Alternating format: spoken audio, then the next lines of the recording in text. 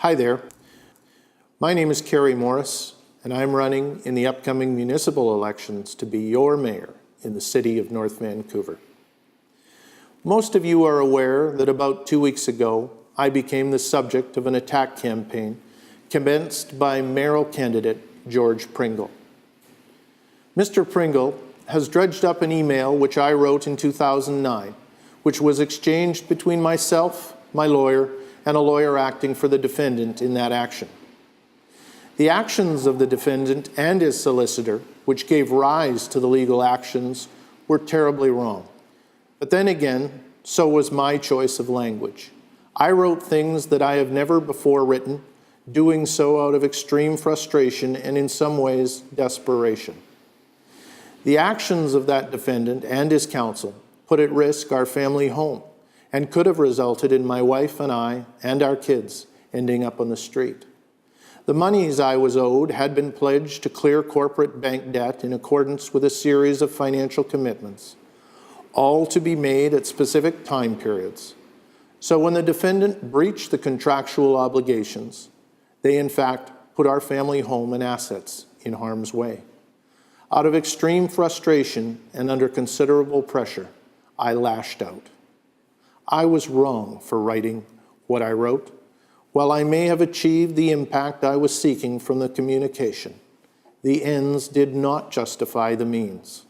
I have apologized to the recipient and remain ever sorry for my conduct.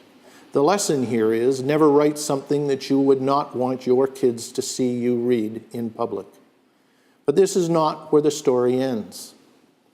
That ugly communication initially became known to only 4 people: myself, my lawyer, the lawyer for the other party, and the judge in the action.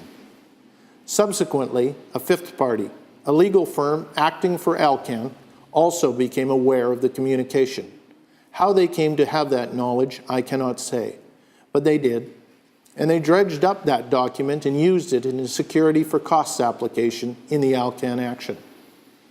The legal firm, which represented Alcan in that action, was Bullhauser and Tupper, now doing business as Bullhauser.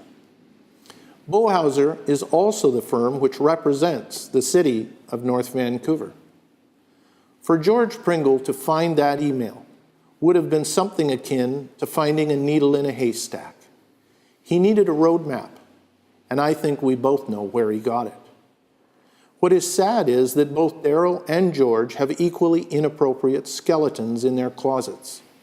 Daryl used virtually the same terminology when he stormed into the previous mayor's office and demanded a City Parks Department employee who had disagreed with him regarding the placement of a bridge structure be fired. Mayor Barb Sharp, as she then was, quite used to Daryl's frequent temper tantrums, let the matter slide. However, in light of Daryl's comments to a CTV reporter this past week, I'm somewhat surprised that he felt a need to weigh in. I think he not only owes the Parks Department employee of that time an apology, he owes me one as well. I would remind the mayor of an old saying: people who live in glass houses shouldn't throw stones. As to Mr. Pringle, he has so many transgressions from his days at UVic, I feel it would be a waste of my time to raise profile of any single one. If you Google George Pringle, UVic, and Student Union, you will be shocked at the number of stories that result from the search. As to Mr. Pringle's claims that I was convicted of a failure to provide a sample, he is wrong. I was vindicated of that charge, and I have no criminal record of any form.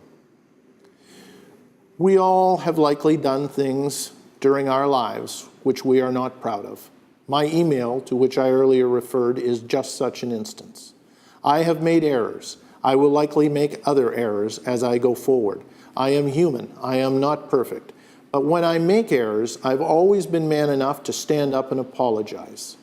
In my opinion, the measure of a person is not just in the errors they have made throughout their lives, but also in how they rectify those errors when made.